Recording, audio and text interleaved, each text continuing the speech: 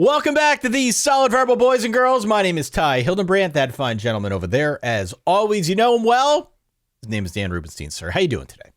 I'm pretty good, Ty, and I like disclosing everything, right? I think it's the responsible thing to do. So if I don't seem like myself today, if I seem distracted, if I seem like I'm not fully present, this might be my Willis Reed podcast moment, as I still have a sore hamstring from working out last night. Are you wearing the heating pad? I'm not wearing the heating pad because it's more of a hamstring thing than a back thing. Okay. I could put the heating pad around it, but I've been told in my elderly age, you got to do cold for the first 24 hours for inflammation purposes, and then bring in blood to your muscles, or I'm not a doctor, obviously, using heat thereafter. So we're still in the first 24 hours. I just don't think it would make for a good show, even less than what it already is, if I were wearing an ice pack around my right hamstring while recording it, because I am old and washed up. So just know that this is me gutting it out for you. Gutting it out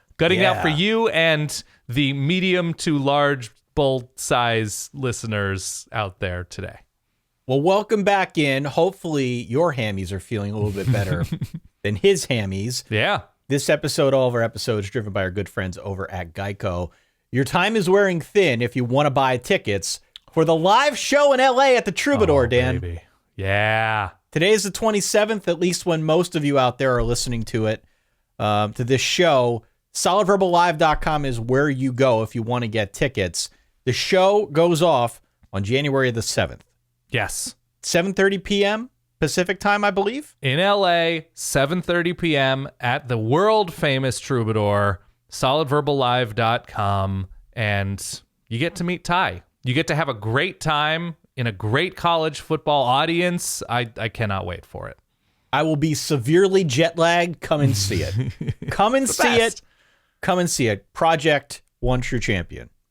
Yes. Project : One True Champion. Yeah. More details forthcoming. SolidVerbalLive.com. On today's show, while you are nursing the hammy, we are going to be doing a zoom through. It's been kind of the, theme of the last couple episodes that we've done, because there's a lot of bowl stuff to talk about, right? We've got 16 games, the first of which will be played today, again, on the 27th, that we're going to go through. We're going to give our previews.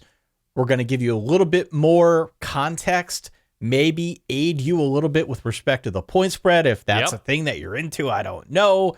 Really, this is the week between Christmas and New Year's. So there's a bunch of games. They're starting, I guess, to get more prominent in terms of the teams, the brand names that are playing in these games. So, again, we did the confidence preview like 2 weeks ago now. This is a more in-depth, quote-unquote, in-depth preview of the games here that are going to take place over the next week or so. I can only assume RG3 is getting hornier and hornier about football as bowl season progresses. It's great. I think that's a reasonable conclusion. Yeah. Yeah. Shall we dive in? Let's do it.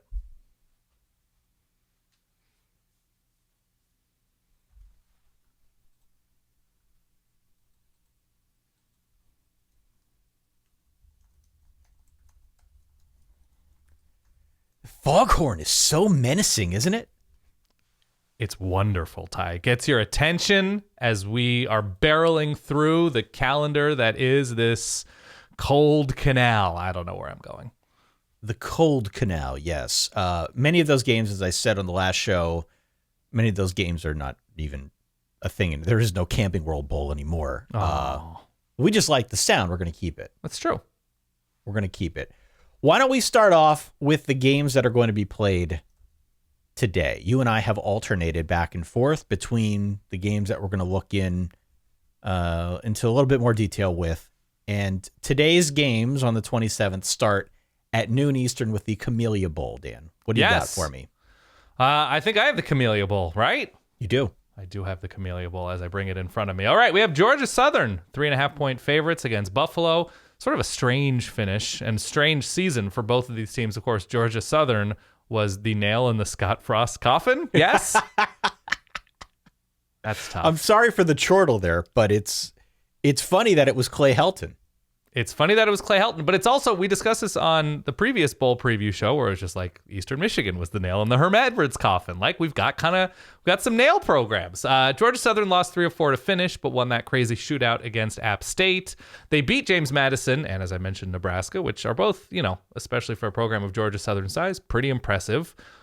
They won with Kyle Van Treese, of course, the Buffalo transfer. So there's that little connective tissue there. Short, efficient throws. They survived with a bendy defense, so they didn't break as much in the red zone. On the flip side, Buffalo lost to Holy Cross, if you remember correctly. Yep. But they beat Toledo, the MAC champs. They beat Eastern Michigan, the aforementioned Eastern Michigan program. Not much else, though. They lost 3-4 to end. They're sort of okay at everything, but in terms of explosive plays, bad at generating them, bad at stopping them. Their linebackers make a bajillion tackles. Sean Dolak is the name to know, led the nation in solo tackles, and maybe tackling Jalen White a good amount. He's Georgia Southern's running back who popped this season, and he can be very, very good. As you know, I enjoy betting against the MAC, so I'm leaning Georgia Southern here. You got to lean Georgia Southern. I have a really important question for you, though. I'll try to answer. And it's more of a semantic question than anything, Dan, but Kyle Van Treese, the quarterback for Georgia Southern, who you mentioned, he transferred to Georgia Southern from Buffalo. Mm-hmm. So I'm wondering if Georgia Southern knocks off Buffalo, can they be charged with Van Treason? I'm going to close this window for the show that we're recording. The stream is now over. Thanks, everybody, for listening or watching. Van Treason, Dan. Van Treason. He's a Van Treasure. How about that? Van Treasure. I like that better. Yeah. More of a positive note here. Yeah. I'm going Georgia Southern here in the Camellia. I'm with you on Georgia Southern. The other thing that you didn't mention is that Buffalo's got a handful of guys who are in the portal. True. And interestingly, they've basically got zero quarterback depth because both their number 2 and number 3 quarterbacks are in the portal and not playing in the game. So if the top guy goes down, we could be in for like a Dennis Northcutt situation where Buffalo's got to try some stuff on offense just to move the football. Their running back also, Ron Cook Jr., did not play in the regular season finale. We'll have to see what transpires here in this game, if that's going to be a thing or not. But I don't like the transfer situation for Buffalo. And I do think that there will be a Van Treason type of scenario working in favor of Georgia Southern. The Eagles, by the way, a decent team this year. They weren't a bad team. Totally decent. Had those impressive wins. I mentioned JMU and Nebraska. And you know how I feel. We mentioned this recently. I love an emergency quarterback. Yeah. I love the break in case of fire quarterback where, all right, on the back of the play sheet, there are 6 plays and 6 plays only, and we'll see if any of them work. Love it. All right, let's go to a little bit later on today. Since we're doing this in real time in the podcasting world. The First Responders Bowl, which they play in Dallas, between Memphis and Utah State. Memphis, at time of recording, is a 7-point favorite. I was pretty much out on Utah State in terms of this matchup, even before I saw some of the variables. It feels like a pretty big mismatch to me. Mm-hmm. And then I saw that Calvin Tyler, the leading rusher for Utah State, declared for the draft. He's not going to play. I don't really feel the need to go that much into detail here with this game. I really like Memphis -7. Okay. A lot. I looked at some of the projections that we have access to. Some of the projections feel that Memphis is a 3-touchdown favorite in this game, not just a 7-point favorite. So I don't know. The combination of that statistical mismatch with the fact that Utah State's going to be without a key contributor, I don't like betting against Utah State because of what they did last year. I still remember how and they well finished they strong. They won 5 of 7 to finish the season, and they played strong down the stretch, which is definitely something that I consider. But I just feel like Memphis is way better, and so I'm in on Memphis minus the number. So which of these teams' resume is shakier? I know I'm putting you on the spot here, but Memphis lost 4 straight in the middle of the season. Did Memphis only beat up on not good teams? That's the worry to me about Memphis. That's what it appears to be. They basically played 5 good teams and lost to all of them on the American level. They lose to Mississippi State early on in the season. That's what worries me. That okay, Memphis is decent. They perform decently well, but they don't actually win games. Now, I don't think Utah State's a decent team. Well, but and that's the counterpoint. The counterpoint is correct. You are correct, and that is, I think, a legitimate concern with Memphis. Right. I don't think Utah State's that team. I don't think Utah State's fair. All that good. If you look at their resume, it was also beating up of a lot of bad teams, and their SP plus number, which we go by in many respects, is not that high either. Right. This feels like, to me, a mismatch in favor of Memphis. Okay, fair enough. Let's go to later today, 6:45 p.m. Eastern Time. The Ticket Smarter Shifting time. Yeah. Ticket Smarter Birmingham Bowl game between Coastal and East Carolina. The Battle of Carolina here. Yeah, so Coastal's out. I mean, this falls under your CARE rubric or your CARE acronym, right? They're out head coach. They're out Grayson McCall.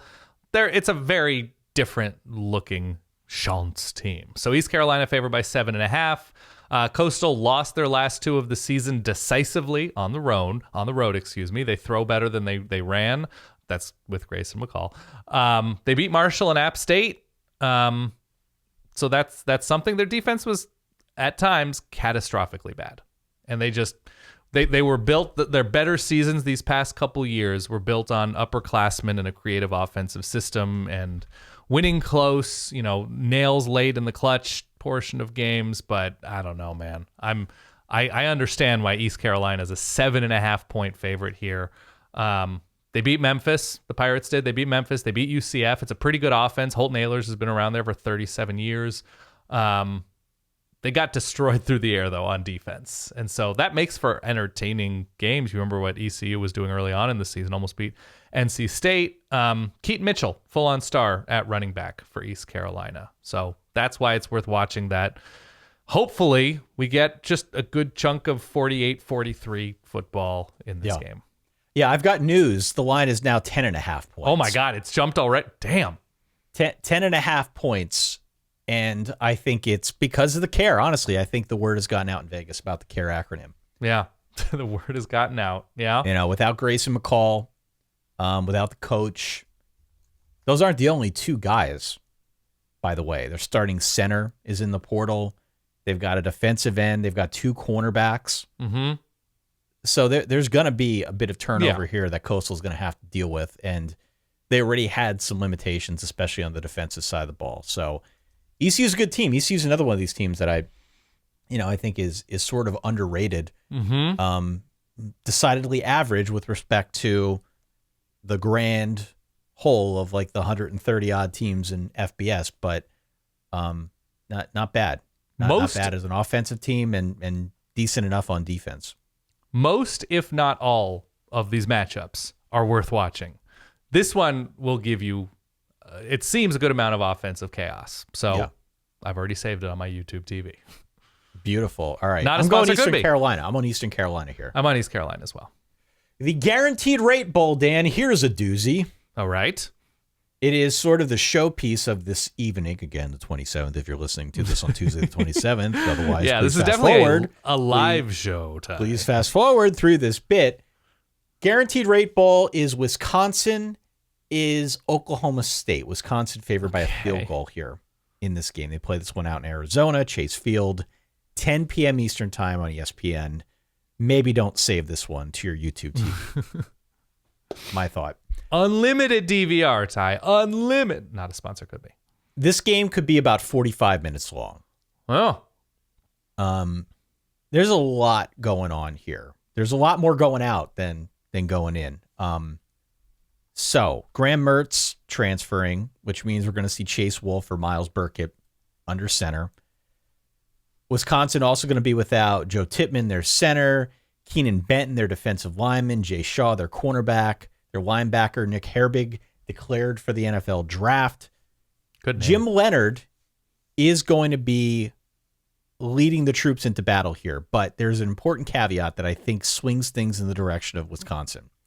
And that is that Luke Fickell, the incoming coach, plans to coach in some capacity. Okay? Weird. Okay. In some capacity. Now, what in some capacity? Like a Drew Brees role? I don't think he's going to be on the field wearing a headset. Yeah. But he's definitely going to be in the booth. And it sounds as if he's going to have some limited role with respect to preparation. Okay. Obviously with an eye towards next season, okay? But some limited capacity, he will be helping out in advance of this bowl game.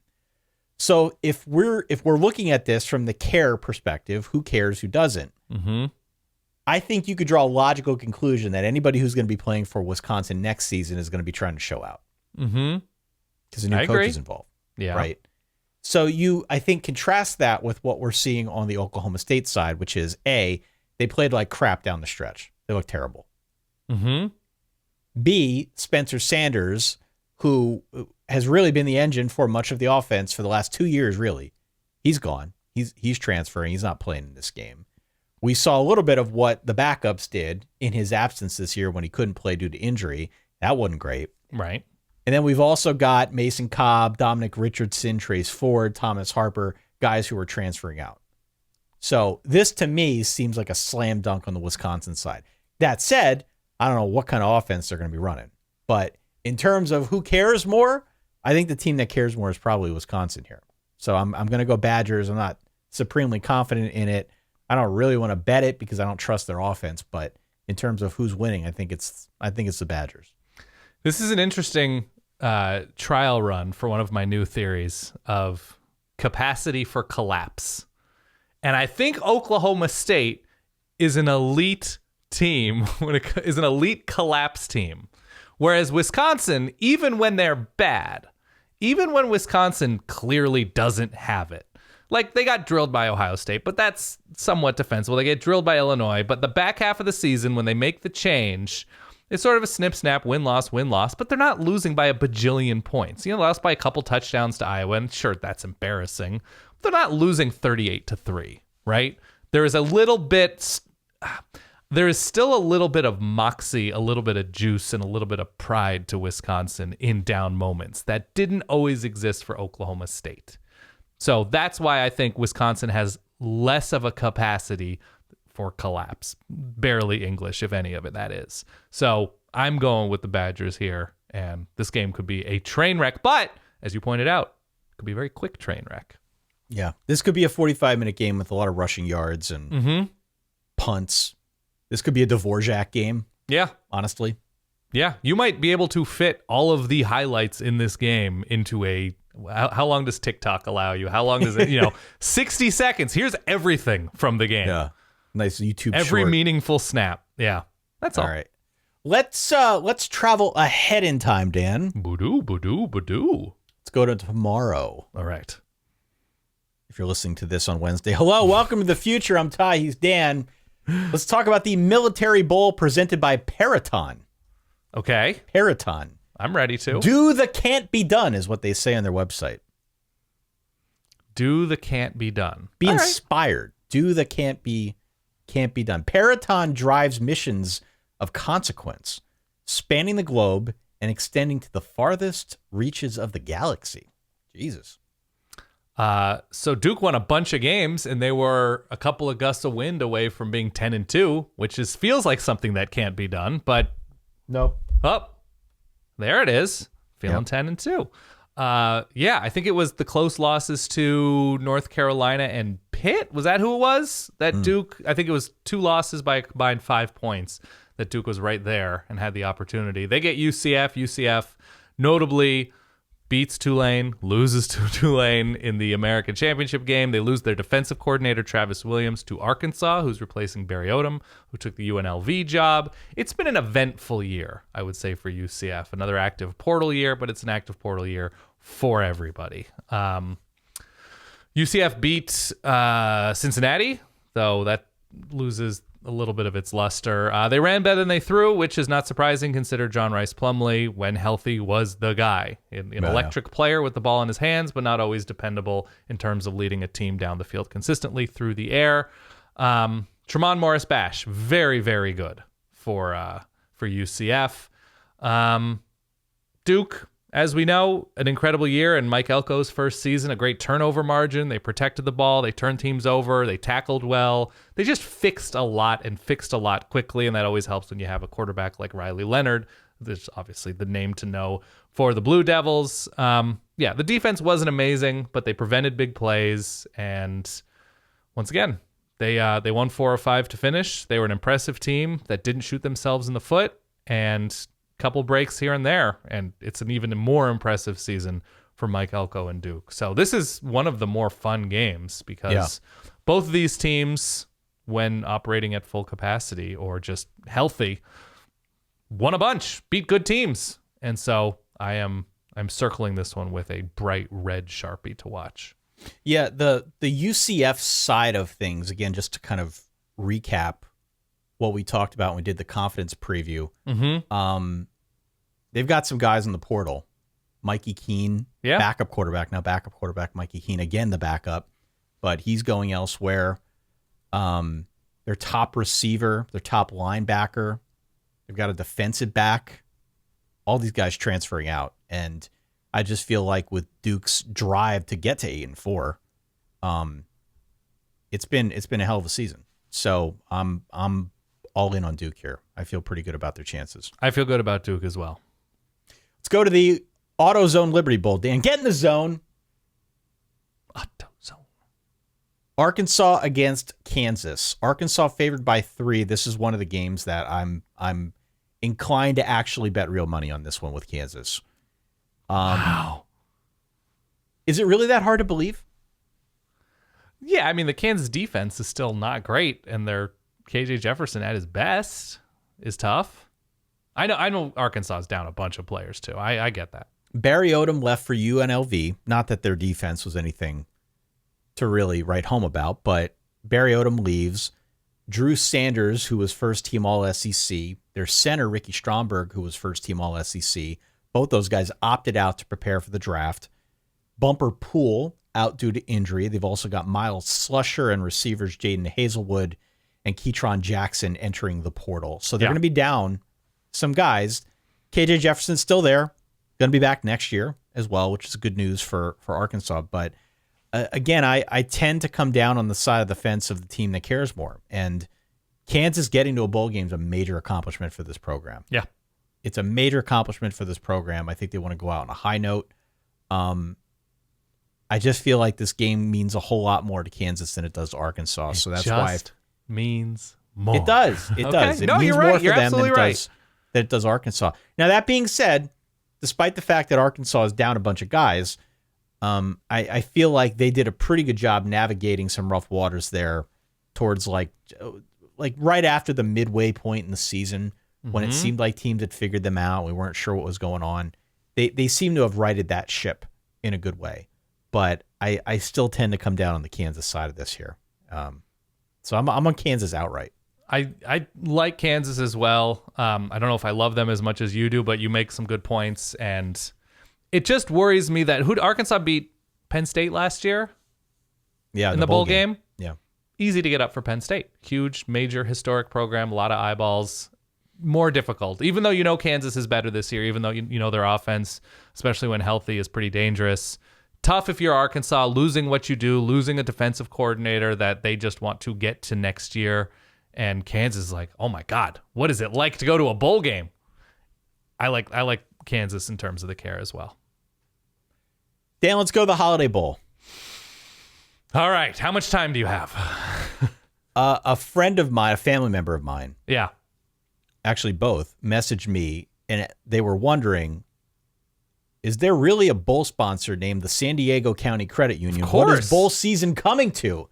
And I said, hey, man, they've been sponsoring this game forever. I don't know how many years it's been, but... Well, there used to be the San Diego County Credit Union Poinsettia Bowl, and there was the Pacific Life Holiday Bowl. To those of us, the holiday heads in the audience, obviously know what's going on with, if you remember, I think it was the Poinsettia Bowl that was crazy flooded one year. That was the Navy played in that one, I believe. Navy was in that one, so it was nice to make the connection to, Navy's used to playing in rough waters kind of thing. So, yes, a real bowl sponsor. There used to be 2 bowl games in San Diego. I used to go to that game when it was at the old Murph. Right now it's at the... Well, it was at we had Jack Murphy. They played at Petco now. They're playing at Petco now, but then what was it called? Qualcomm? I believe it was Qualcomm Stadium was the name. Yep. I mean, some of us old heads go way back. I've never been to the Holiday Bowl, but some of us remember the old Culligan Holiday Bowl. Oh my God, Ty, look at you. Yeah. See, the only thing with the Pacific Life is you get the disco whale, which is great. You get that commercial a bunch. We have a headline quarterback matchup. Both quarterbacks had to announce for various reasons that they're coming back to their schools next year. Bo Nix and Drake May. As we mentioned, this is one of the best, if not the best, other than C.J. Stroud and Stetson Bennett, quarterback matchup of all of bowl season. Both of these teams losing key dudes to opt-outs and the transfer portal. There should be a ton of offense in this one. North Carolina and Oregon both moving on after offensive coordinators left. Phil Longo from North Carolina to Wisconsin. Kenny Dillingham takes the Arizona State head coaching job.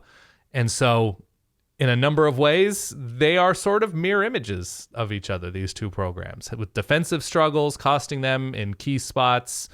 Struggling down the stretch, Oregon loses 2 of 3 with a beat-up Bo Nix to Washington and Oregon State, 2 good teams. North Carolina, I think, did they lose their final 3, including getting decimated by Clemson in the ACC championship game?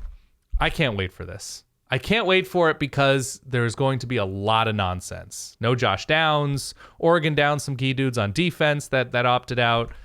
I just think it's going to be madness. There are going to be players running free. How do you handicap a game like this then? Because neither team played much of quality defense. Yeah. This year. I mean, Oregon's was substantially better than North Carolina's, which we give Iowa a lot of crap for how much of a half team they were. Mm-hmm. North Carolina is pretty much on the other side of that. They were more fun to watch because of Drake May and because the offense was pretty good for most of the season until teams seemingly figured them out. Mm-hmm. But the defense was pretty bad. I mean, it was well outside the top 100 nationally. So you consider the fact that they're going to be down a bunch of key defenders, and they were already bad on defense. You consider the fact that Oregon down Christian Gonzalez, right, top defensive back. Mm-hmm. They weren't great on defense either. The point spread is 14 in favor of Oregon, which feels like a lot in a shootout or a potential shootout. Right. I do think Oregon is substantially better, but that feels like a lot of points to me. It's a ton of points. Both of these teams are going to be playing a good amount of untested youth on defense. I think why I might be inclined to say Oregon is worth the defensive dice roll is because Dan Lanning is a more proven defensive mind than anybody North Carolina has on a sideline. All due respect to Gene Chizik, but the current version of Gene Chizik, I know he had some terrific years calling defenses way back when for Mac Brown at Texas. But right now, I think with how Dan Lanning and that defensive staff at least shut down and forced turnovers when they played Utah, Pac-12 champion Utah, at least you've seen it in action sometimes. You didn't see it against Oregon State the following week against the run. Absolutely not. But there is that hope that they can figure out stops, down good players, thin, young, whatever, against a North Carolina team down that didn't really run the ball like they did the past couple of years, right? Drake May, I think, was the leading rusher for this team. Yep. So they don't have that element to their offense in the way that Oregon does as the most efficient rushing team in the nation, I believe. So that, I think, is the X factor, that when you have somebody like Drake May, who has to be counted on even more so without Josh Downs to do everything, and comes into this game not playing super well, that Oregon might have the advantage. Might. Let's go to the final game of today, Wednesday, the 28th. Let's go down to the NERG in Houston if we could, Dan. Yeah. Texas Bowl, a Tax Act Texas Bowl. Texas Tech, Ole Miss. Ole Miss favored by 3.5 points. Looks like Tyler Shuck's going to get the start. Good. For Tech in this game. Donovan Smith is transferring. Baron Morton, the freshman who saw some significant time this year, he's still recovering from injury. And I do want to do a little bit of a reversal if I could, if that's okay with you. That's okay. You called something out in real time when we did the confidence preview that wasn't quite as apparent to me as it is now. But the guiding precept, the foundation on which my entire bowl picking strategy is built. CARE, the CARE acronym. It starts off with, how did a team look down the stretch? Ole Miss looked like crap down the stretch. They did. They looked like crap down the stretch. And so if I want to be consistent here, I should reverse my pick from Ole Miss and go Texas Tech. I think you're already on Texas Tech, right? I am on Texas Tech. Yeah. Another team, new coach, new energy, a defense that came to play sometimes, which is new sometimes for Texas Tech. I'm not crazy about flipping my commitment here to the Texas Tech side, but it actually would be quite fitting for me to do so given how high I've been on them all season long. Like, why quit now, right? That's true, Ty. Why quit now? I've been doing this for 20 weeks. Why quit now? Agent of chaos. Yeah. So I'm going to flip my pick here. I'm going to go Texas Tech plus 3.5, and I'll probably change it up in the confidence pool as well, since I think it'll let me. But yeah, I'm a little weirded out by how Ole Miss looked down the stretch. Luke Altmaier transferring, not that plays a huge deal, but a name to look out for. By the time people hear this, I think there's probably a high likelihood he will have announced for one team or another. But I'm going to go with the team that I think has more to play for, cares more about this game. Tyler Shuck, maybe this is his swan song to go out on a high note. I don't know. Not crazy about betting with him, but give me the Red Raiders here. It's also right. It's also Lane Kiffin's season off the field. Not that it isn't for literally every other coach, but if he's the portal king, right? It's figuring out if you want to. There's so many guys that I think in Ole Miss are figuring out if they still have a job, not job, quote unquote, but still figuring out if Oxford is the place for them. The defense got noticeably worse this year. They didn't close. They were competitive, but they weren't closing games well. We saw it in the Egg Bowl, and it's just does that take a toll? Right? Yeah. That are you going to get up if you're Ole Miss for Texas Tech to finish out the year after trying to get up for all of these huge SEC opponents? That I think falls under your care thing as well. Losing the way that they did down the stretch, I just think it's tough to sort of turn that aircraft carrier around if you're Ole Miss. Yeah, I tend to agree with you. And, despite the fact that I still think Ole Miss is a better team, it really does come down to, for me, who cares? Who cares about this game more? Yeah. And, by the way, just out of curiosity. Yeah. Quick geography lesson. I'm ready. Which do you think is closer to Houston, Texas? Lubbock, Texas, or Oxford, Mississippi? I'm going to say Oxford, Mississippi because of the way you phrase this and because I know Lubbock is way, way out there, that the expanse between Central and West Texas, and Houston, of course, is in Southeast Texas. But it's like 7 states, the meat of Texas. So I'll say Ole Miss, but maybe it's Lubbock by like a hair. I don't know. I believe it's Lubbock by a hair. I'm looking up on Google Maps at the moment. It's pretty close. So as bowl locations go, and this isn't often the case, this is fairly equidistant from Lubbock, which is, we've described it to Mars, and Oxford. I think Tech fans are going to travel really, really well for this. Yeah. They're excited to be in this game. Big marquee SEC opponent. It's great. In a nice place too. I mean, it's a nice place to play a game. Sure. So good on Texas Tech for getting to this bowl game and for, I think, having a really successful first season under Joey McGuire. And eat your faces off in Houston, right? This is in Houston. Do you have any recs in Houston? I really like Hugo's Mexican food place. Really, really good. Okay. Sit down Mexican. There's great trucks and carts and everything like that. Grocery stores, all that. But in terms of a good sit down Mexican place, Hugo's. Especially if you want. Sorry, continue. I was gonna say especially if you want what? You can eat bugs. Oh, yeah. I'm good. Get some crickets. It's great. Let's travel ahead in time if we could. Thursday the 29th. Bad Boy Mowers. They're getting in on the Pinstripe Bowl now, Dan. Okay. Houston, see you later. Let's go up north. Let's go to Yankee Stadium, a true historic venue, unlike the NERG. Mm-hmm. And let's talk about Syracuse and Minnesota, Dan. Who you got here? Probably Minnesota, just because the strengths and weaknesses sort of align with Minnesota running the ball and Syracuse struggling on offense at times, certainly struggling up front on defense to stop the run.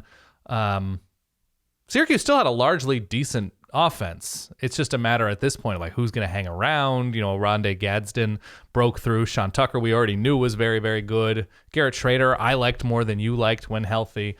The big thing is Minnesota does such a great job of getting the hell off the field. I think they were something like 5th in 3rd and out, forcing 3 and outs. Yeah. 3 and outs, forced percentage, whatever, the rate thereof. So I really like the combination of hopefully Minnesota getting a little healthier on offense and what Minnesota brings on defense. And they were a beat-up team all year long. Tanner Morgan missed a ton of time. But Mo Ibrahim running through the Syracuse front does not seem all that far-fetched for me. So I think Minnesota will be happy in this game. I think Syracuse is going to bring a good crowd to Yankee Stadium, a big New York area, or big Syracuse area in the tri-state area. So I'm excited for the energy in this game, but ultimately I think I like Minnesota here. Syracuse, some playmakers on defense, just not really up front here. Marlo Wax was very, very good. And all things considered, by the way, for Minnesota, kind of a what if here, right? No. Just because of the experience they had on both sides of the ball, fielding the defense that they did, and then losing the way they did to Iowa and Purdue. Just kind of stupid, and it could have been another 10-win year for Minnesota. Yeah, good season for Syracuse by any stretch. Sure. We were writing their obituary at the start of the year. We weren't into Syracuse at all, and but they turned it around in a really significant way. Mm-hmm. And in particular, had a really good start to the season. Petered out down the stretch, but the schedule got more difficult. They took care of business early in order to qualify for this bowl game. Minnesota favored by 10 now at time of recording. Okay. So tend to agree with Vegas that Minnesota is just the better team here. Curious to see what happens with Tanner Morgan. He missed the last couple games due to injury, but regardless of whether or not he plays, it just feels like Minnesota is probably more battle tested. I would never bet on Minnesota minus 10. Same. And that Absolutely probably extends to most opponents. It's just I can't trust them. They're one of the mom teams for me, right? Along with Oklahoma State and Mississippi State, but teams that I've had a really hard time just quantifying with respect to the spread. So I'd probably go Syracuse plus the number, but I think Minnesota takes it outright. All right. Cheez-It Bowl time, baby. Okay. Cheez-It Bowl. Oklahoma, Florida State. Interesting matchup. Florida State favored by 9.5 points.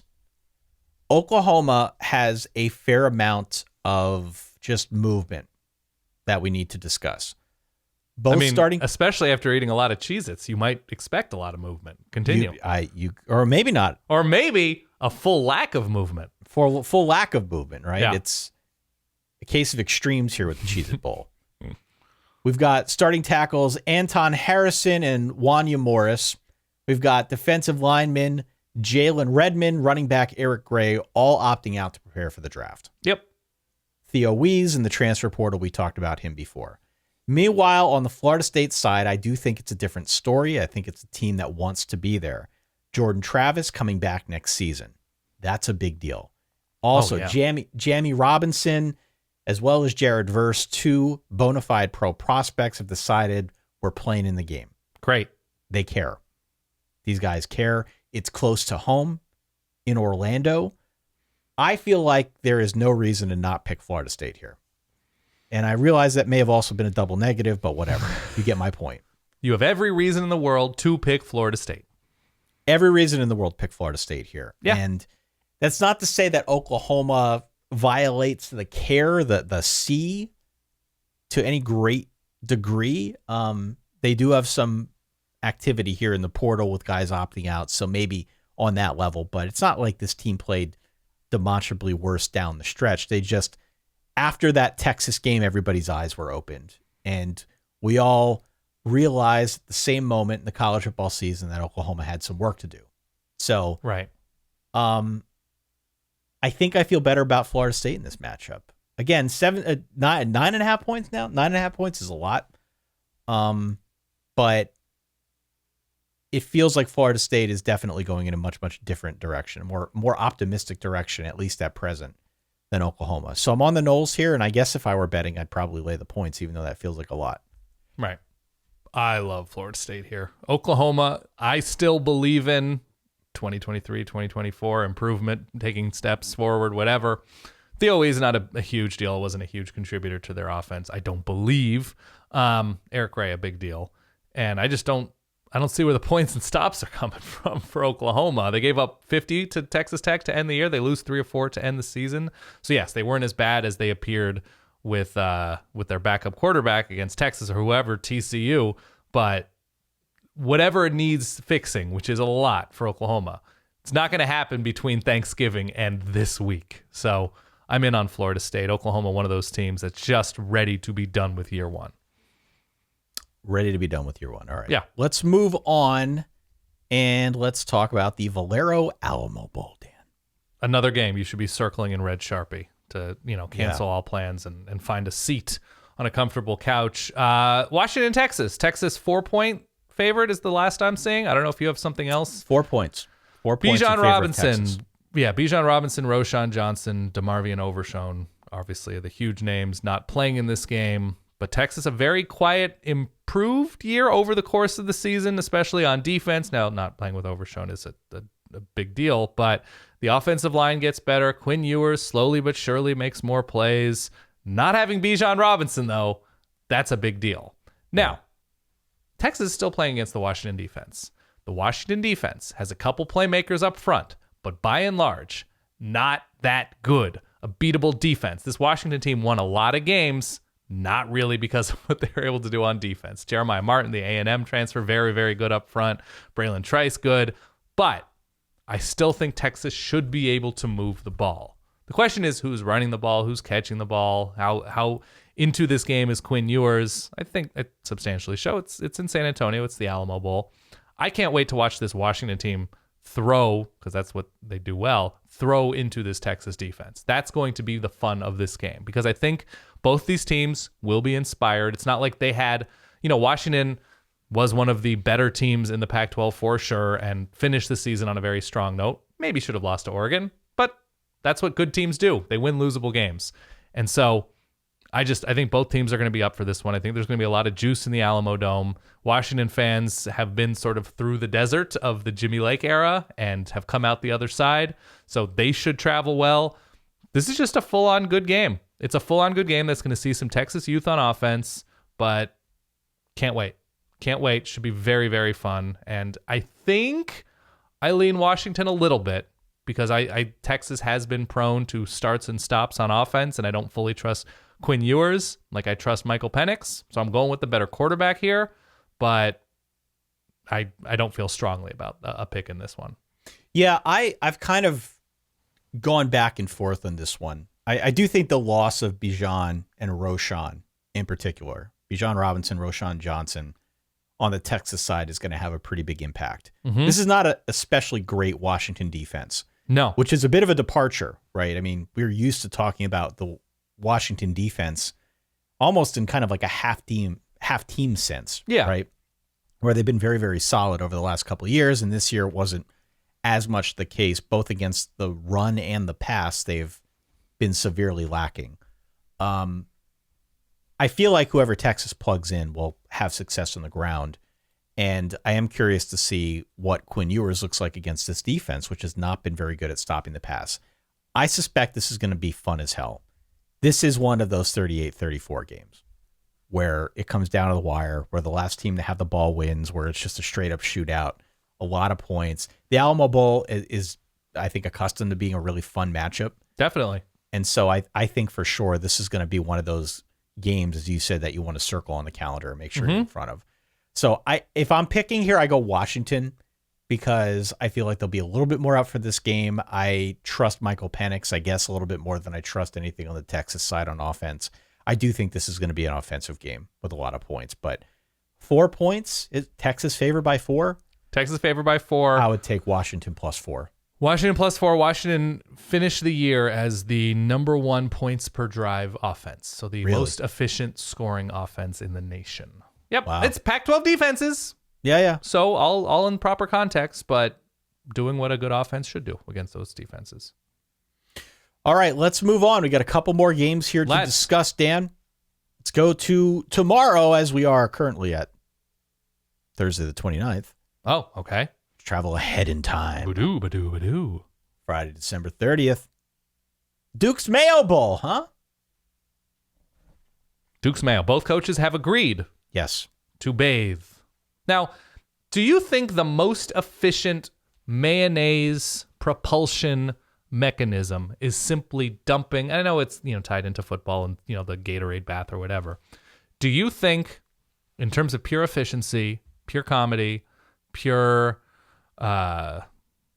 spread. I don't know what word I'm looking for, but spread's a good one with mayonnaise. Do you think that the cooler dump is the best way to go about celebrating a victory here? I don't.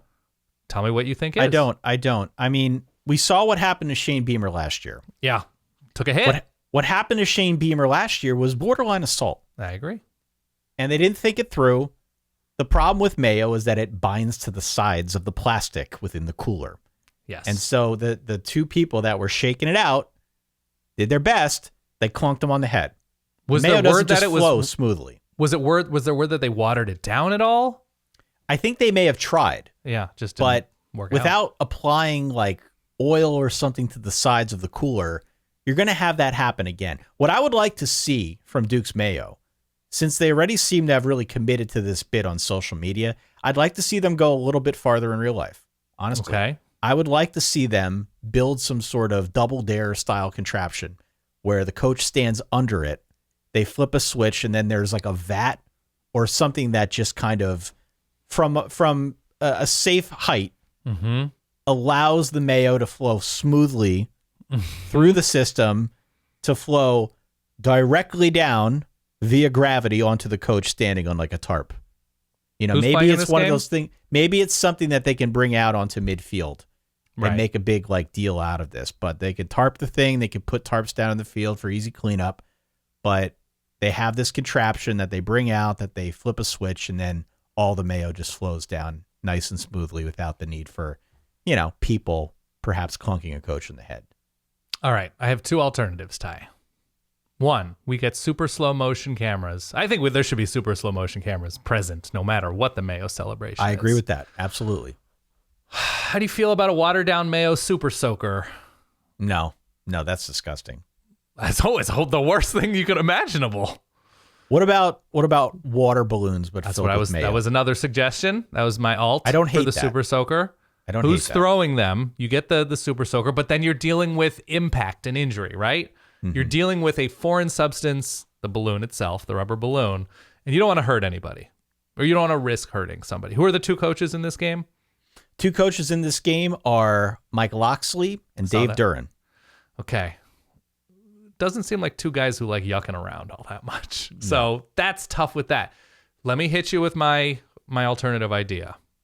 This is straightforward, easy to acquire, Mayo dunk tank. Who says no? Okay. You're just buried in the slop of mayonnaise. There's really no escape then, huh? No. Mayo slip and slide? It's a risk. It's an ankle risk. It's a hip risk. These are not young dudes. No. I think dunk tank, because mayo can be a forgiving substance to fall into. I don't know. I'm thinking a little bit. I'm hearkening back to the days of Seinfeld. Mm-hmm. But Kramer tried it once where he put a ball of oil out the window. Mm-hmm. Remember when he had the idea for Of how they course. were going to prevent oil spills? Yeah.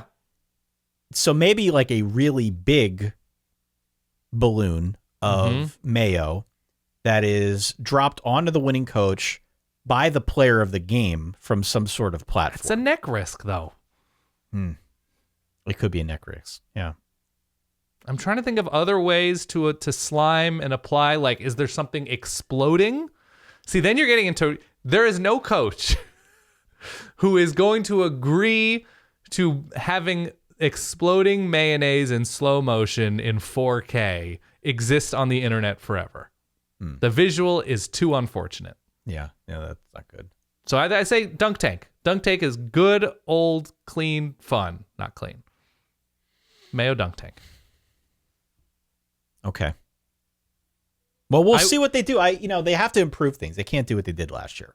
I would also suggest, free suggestion for the Duke's Mayo Bowl people, in the way that the Olympics celebrates a person handing off the torch to another person, I would like whatever the Mayo vehicle is I want to see it traveling, throughout at the games in Charlotte. Yeah. Traveling Bank of America throughout Stadium. Metro Charlotte and treated like the torch, finally to be disposed of on the coach's head. That's what I would suggest. Can they drop it from a drone? Drone mayo. I don't hate that. I mean, that would really be pushing the limits of technology. What I think it would have to be, though, it would have to be some sort of, I don't know if it's a trap release of the mayo, if you can imagine that, a drone that has in the way that planes and helicopters release the chemicals fighting fires and hills and forests and stuff like that. Sure. So you would have an open compartment, or do you have like some sort of flying squirt down? Okay. Flying squirt down of the mayo. Again, if I'm Dave Doran, if I'm Mike Loxley, there's just zero chance that I allow something elaborate to happen in 4K slow motion. Of being squirted with mayo, that you just want it all over in one fell swoop. But if we're getting creative with this, mayo drone, not your worst idea ever. Mayo drone could be one of my better ideas, actually. Is mayodrone.com available? I can look that up. Please look that up. I mean, if it's $12, it might pay off for us down the line. Mayo drone is available. $15. You want me to get it? I think we should get it. All right, I'm going to buy it right now. Who's playing in this game, by the way? Maryland, NC State. Who are you Maryland, picking? NC State. NC State. I'm going to roll with defense. I'm going to go NC State. Maryland favored by 1. I'll go NC State. Maryland going to be down a couple guys. Tony the Tiger's Sun Bowl, Dan. Mm-hmm. Pitt versus UCLA. UCLA favored by 4. Who you got? UCLA. I actually really like this matchup, but it's Nick Patty starting for Pitt, and I do not trust him. I don't trust the UCLA defense that has been somewhat shaky all year long, but they lose their defensive coordinator to illness for a good chunk of the season, so that obviously is going to affect things. Good linebacker, Leatu Latu, I believe. The Pitt team was they beat teams they should have and didn't beat teams they shouldn't have. They lost to Georgia Tech, which wasn't great. Kalijah Cansey, by the way, huge deal up front for Pitt. Defensive tackle, just absolute beast, All-American.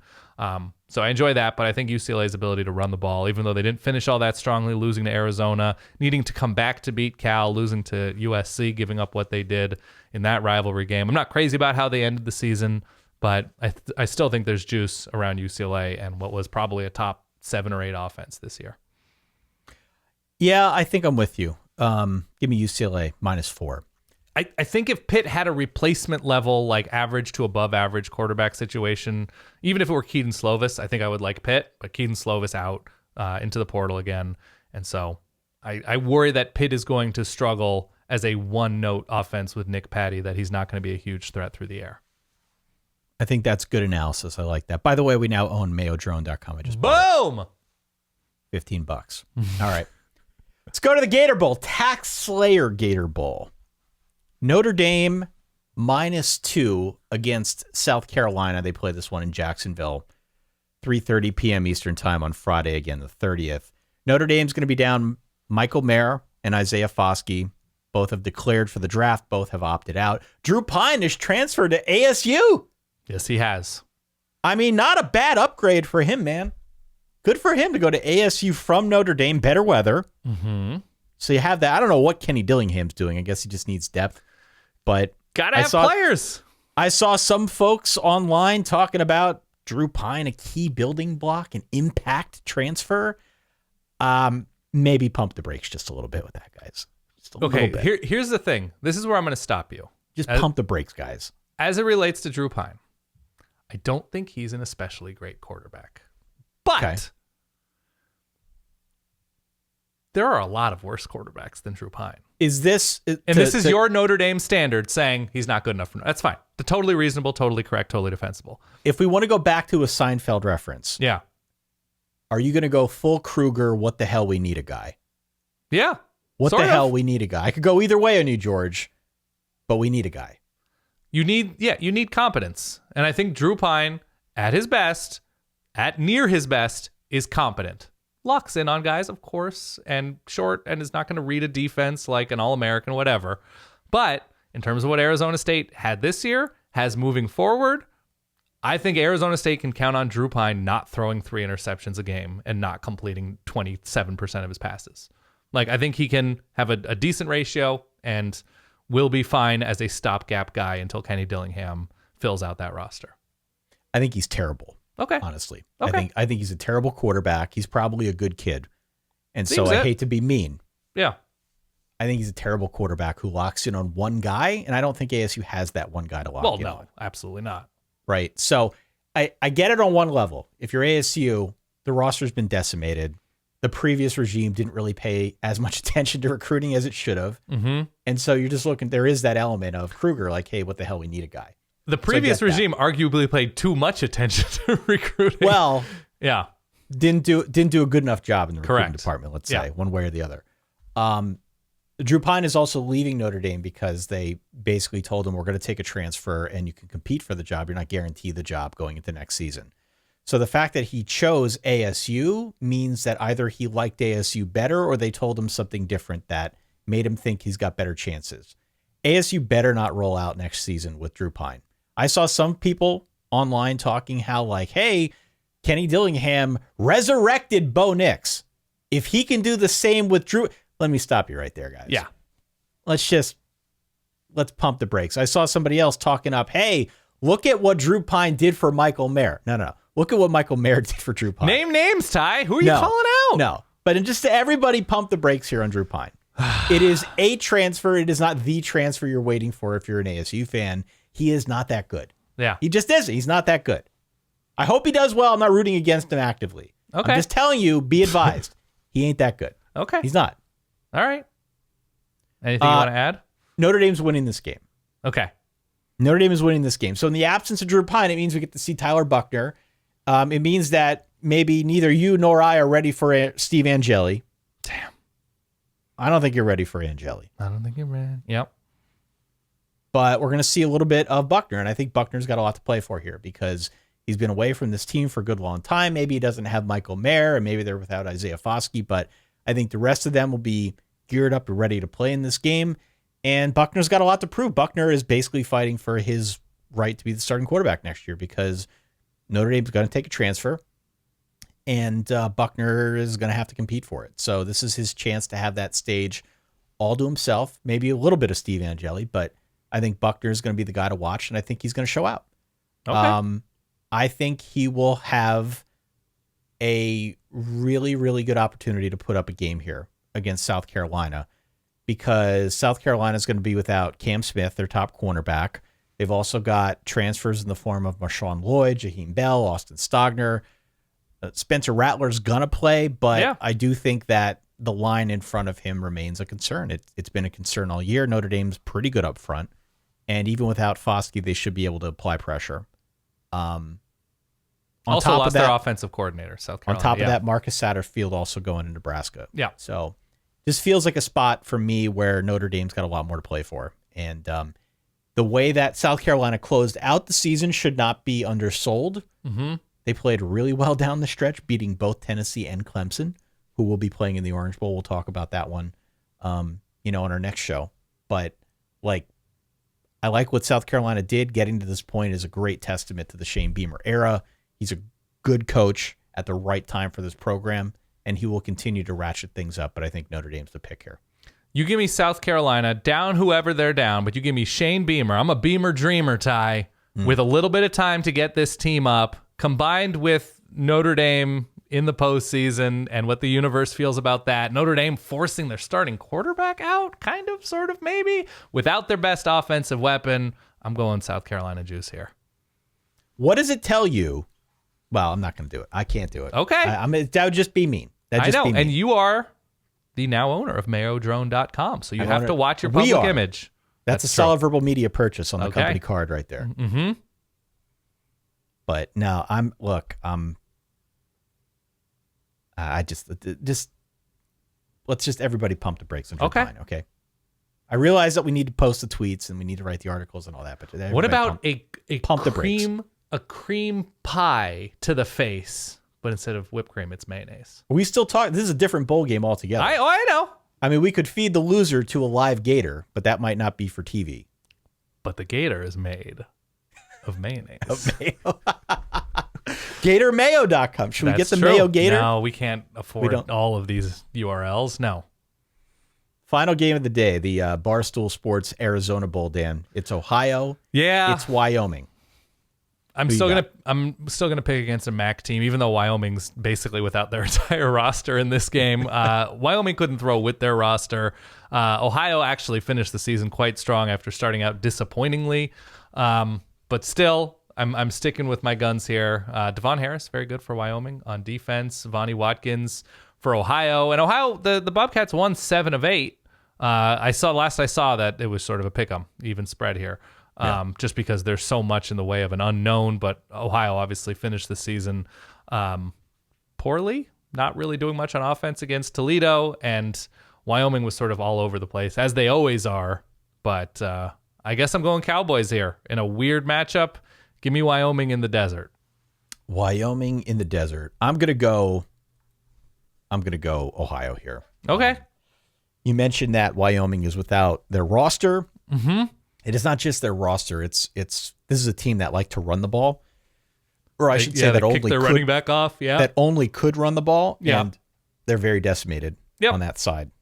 So I think the only answer here is Ohio, even despite the fact that they've got some injuries. Yep, that's fair, and some things to contend with. So can't argue it. That does it. Here's what we got left now on the next show that you're going to hear from us on the feed. You will hear the Orange Bowl, the Sugar Bowl, both of the playoff games, the Fiesta and the Peach, in addition to the Cotton and the Rose. We'll also close things out talking about the Music City Bowl, the ReliaQuest Bowl, that's a mouthful, and the Citrus Bowl, the Cheez-It Citrus Bowl. Yeah. That'll be on the next show. We'll go through those games in a little bit more detail. Obviously, the playoff games are going to be the centerpiece of that discussion, given the fact that both are on New Year's Eve. I hate it, but we can play the Jimmy Kimmel sound to make us feel better about it. Can I give you one more? One more. American Mayo Warrior. Now, hear me out. There is a course, and it is not unlike the American Ninja Warrior course. It is softened up a little because Mike Loxley and Dave Dorn are both middle-aged men. Sure. And instead of water, it's mayonnaise. I mean, that would be slippery, really slippery. And if you were worried about the course is the same. The course is the same material. Okay. But there are various traps in the way that on the American Ninja Warrior course you can fall into water.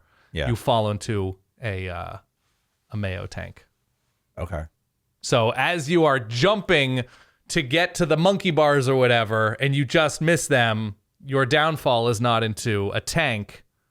It's into a giant bowl of mayonnaise. How are we transporting all this mayo to the game? Truck?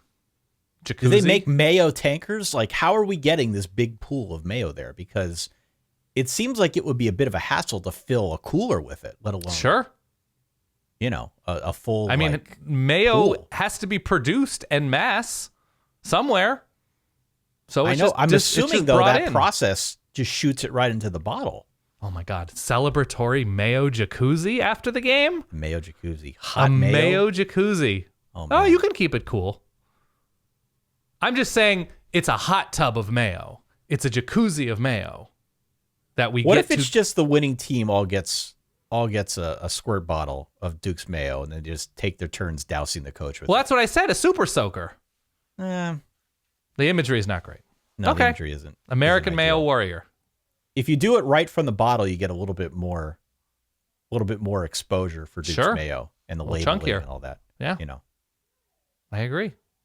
Man, this is some earned media here for Duke's Mayo. Yeah. Well, I never said Duke's. You said Duke's. I was just talking mayo. Yeah. Well, Duke's Mayo is a sponsor. I know. They paid handsomely for that, I'm sure. Okay. Weird show. Weird way to conclude the show, but a bowl preview nonetheless. As I said, New Year's 6 and a handful of other bowl games coming your way when we drop the podcast on Thursday. SolidRebelLive.com is where you can go to get tickets. As we get on the other side of this here calendar into 2023, it's going to be all systems go for the live show. Boom. We will obviously have two fan bases that are going to descend upon LA to watch this championship game. And we would encourage you to buy your tickets before those two respective fan bases gobble up what's left. Yeah, I can't wait for it, Ty. It's going to be the best. For that guy over there, my good friend Dan Rubenstein, for myself, Ty Hildenbrandt, thanks for downloading, listening, playing along at home. One more show before the new year. We'll talk to you then. Stay solid. Peace.